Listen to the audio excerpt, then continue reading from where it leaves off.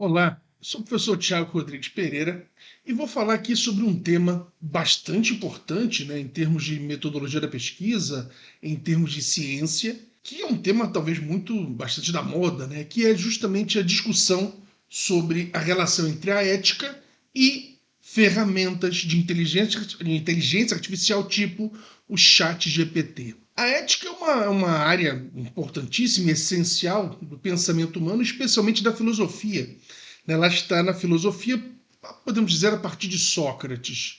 Sócrates vai ser o grande visor de águas quando idealiza, a ética como sendo digamos, uma subespécie, uma subárea da filosofia. E depois vai ter, claro, o pensamento mais maduro de Platão, Aristóteles com a ética Nicômaco, vai ter todo o pensamento ético, moral cristão católico, vai ter a discussão também em torno de ética já na modernidade, com a crise, do pensamento cristão católico, a substituição do teocentrismo pelo antropocentrismo, até chegar, claro, a Immanuel Kant e toda a questão, seu grande trabalho, qual ele escreveu na Metafísica dos Costumes, Fundamentação da Metafísica dos Costumes, Crítica da Razão Prática, que discutia exatamente a questão da ética. Em termos de metodologia da pesquisa, a ética sempre foi e continua sendo uma grande preocupação, essa ética aplicada à ciência.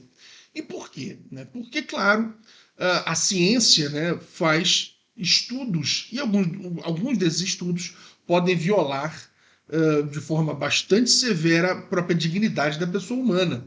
Os cientistas vão criar o Código de Nuremberg, a Declaração de Helsinki e outras declarações justamente para coibir essas violações éticas, morais contra seres humanos, não é verdade? De forma mais contemporânea, mas de forma mais, digamos, atual, a grande preocupação em termos de metodologia da pesquisa, além dessas questões gravíssimas que são tentatórias à própria dignidade da pessoa humana, vamos ter algumas preocupações, digamos, menores, mas que são muito relevantes para a ciência, que é justamente a questão do plágio, ou seja, se pode plagiar, por exemplo, quando se copia um pensamento de um autor e não faz a devida citação, a devida referência. Se faz também, por exemplo, autoplágio, que é pegar algo que você mesmo escreveu e continuar escrevendo em outros artigos como se fosse a primeira vez. Então a ideia clássica central do plágio é a má-fé. E tirando o autoplágio, a ideia de um plágio geral é você pegar o que não é seu.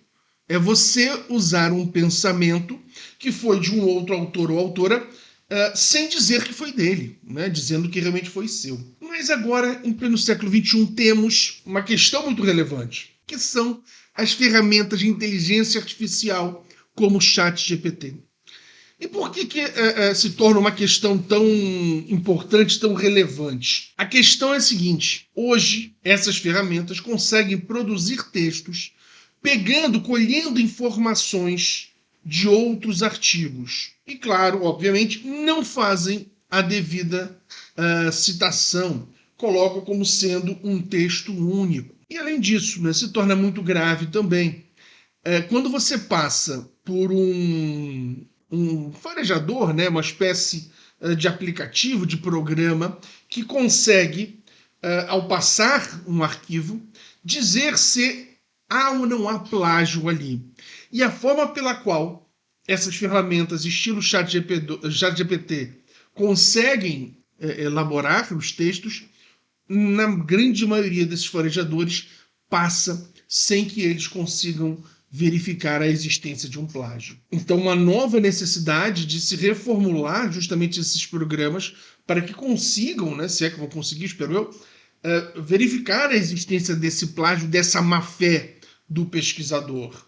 E, além disso, temos uma questão muito pitoresca, porque o texto, entre aspas, passa, mesmo que acredite ser inédito, temos uma questão interessante, que por lei, no Brasil, esse texto não pode ser de autoria do ChatGPT.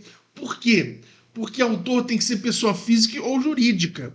Nesse caso, é um programa, nenhuma coisa nem outra. Então, ele também não pode ser considerado como autor do texto. Então, quem é o autor do texto? Então, temos um problema grave com o ChatGPT. E, no meu entendimento, é mais grave quando há realmente o uso da má-fé. Por exemplo, acho que o problema se torna menor quando o pesquisador ou a pesquisadora informa que está usando o ChatGPT, que o texto foi feito com o auxílio do ChatGPT.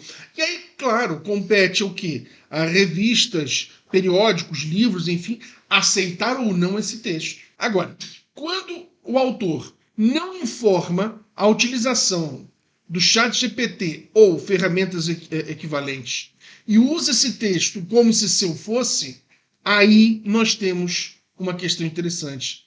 Por quê? Porque é ou não é plágio? Não há essa resposta ainda pronta e acabada. Por quê? Porque plágio é quando eu pego algo de outrem dizendo que é meu. Se o ChatGPT não pode ser considerado o autor, eu estou não pegando dele. Perceberam a questão complexa? Como enquadrar que há má fé? Não há dúvida disso. Não há dúvida disso. Você pega alguma coisa que não foi você a mão que fez, foi qualquer outra coisa. Tudo isso merecia efetivamente ser mencionado. Mas também não se encaixa bem no plágio porque ChatGPT não pode ser autor. Então, é algo que hoje os cientistas se debruçam e discutem essa questão. Algumas revistas hoje já deixam claro que não permitem o uso do ChatGPT e que, se for verificado, o artigo será sumariamente excluído de qualquer avaliação. Então, é algo que acredito que a maioria das revistas científicas sérias devam caminhar para esse sentido. Mas até conseguir identificar, está aí a grande questão, está aí um grande dilema para a metodologia da pesquisa do século XXI. Identificar e proibir o uso de ChatGPT e equivalentes em pesquisas científicas. Até porque, como ele pega informações, muitas das vezes pode pegar informações que não sejam exatamente corretas, né, digamos assim. Fora que o ChatGPT, por ser uma máquina, a princípio não pode discutir questões éticas. Ele é apenas programado para atuar dessa ou daquela forma, mas não para discutir valores éticos. Portanto, o ChatGPT se tornou, agora no século XXI, talvez o principal tema a ser discutido em termos de metodologia da pesquisa. E você? O que você acha disso? Escreve aí para mim e marca aí no sininho para também nos seguir, tá bom? Um grande abraço, tchau, tchau.